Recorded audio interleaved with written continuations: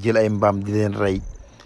di ko jaay nit ñi kenn xamul li lu mu doon xam nga xolam mbaam mi xam nga ni nit ñi yàgg nañu lekk bopp mbaam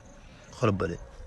mbokk yi di leen jaajëfal ci ànd beeg Buzz Sénégal ak di leen wax ngeen woy di abonné tey activé cloche de notification bi mbir mu doy waar nag moo am ci dëkk bu sell bi di Touba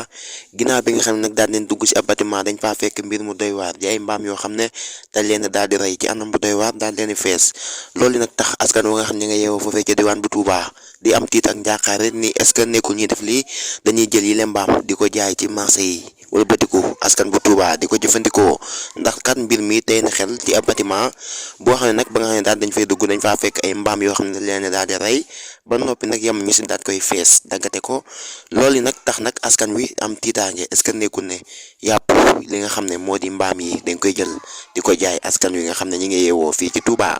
mbokk yi leen jaajëfal ci ànd beeg Buzz Sénégal ak tiit leen wax ngeen wéy abonné tey activé cloche de notification bi jërë ngeen jëf. yàgg na de mbaam yi bopp mbaam xam